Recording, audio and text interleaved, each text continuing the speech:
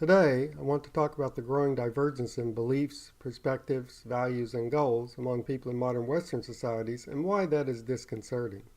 Humanist philosophies in the past provided an opportunity for different peoples with different cultures and different societies who had been kept separate by different religious beliefs as well as by geography and national borders to converge in beliefs, perspectives, values, and goals,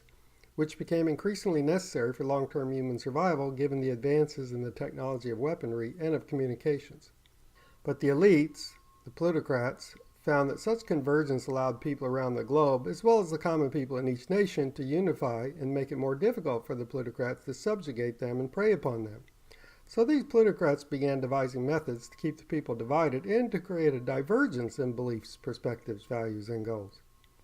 This quest for divergence appears to be the primary motivation behind popularizing the idea that diversity is some sort of absolute good and should be promoted rather than just tolerated for the sake of social harmony.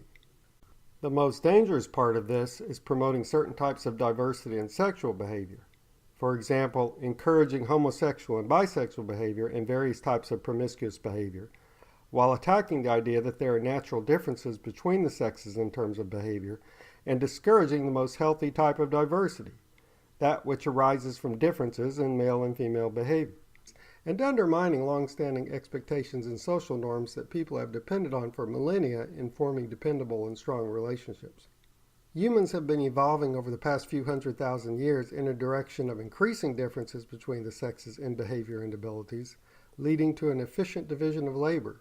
where men hunted and engaged in strenuous physical labor while women gathered fruits, berries, nuts, vegetables, roots, and herbs, as well as took care of the young children. As the division became more extreme, the differences in brain function increased, and the differences in appearance and body type continued to grow, which probably also helped to increase heterosexual sexual attraction, whereby females became more and more distinguishable from males visually, which played into males' focus on visual cues.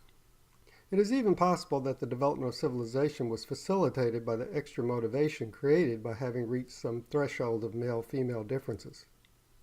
Over the course of the development of civilization, not only differences between the sexes in behavior, but also in appearance and in smell were developed and refined, making the sex differences even greater than that provided by nature. And all of this led to more and more productive, harmonious, and efficient societies. In the 20th century, all of this progress toward differentiation of the sexes was halted, as the plutocrats, in order to sow discord and divide the common people, promoted the idea that the gender-based division in labor was not natural and the perceived gender-based differences in quality of life were inextricably tied to that division of labor. And the division of labor needed to be eliminated and the entire structure of Western society needed to be transformed because it had been built by mean-spirited men with the intent of oppressing women.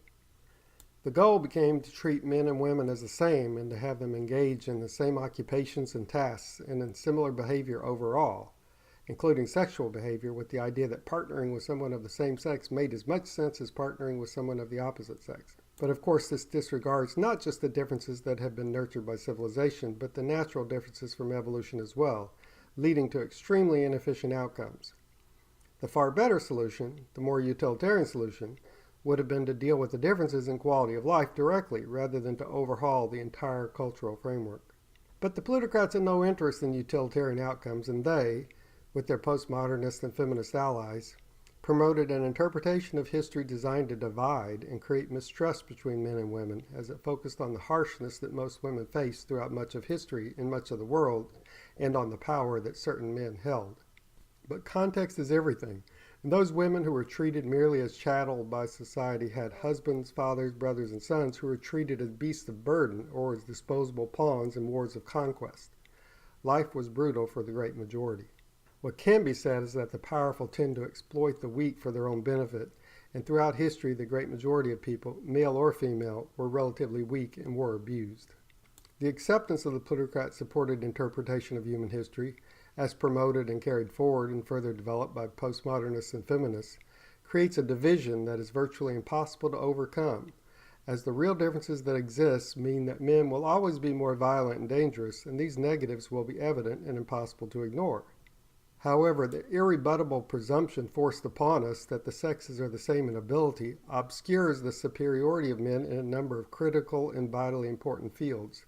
leading to the inescapable conclusion that women have all the positives of men without the negatives,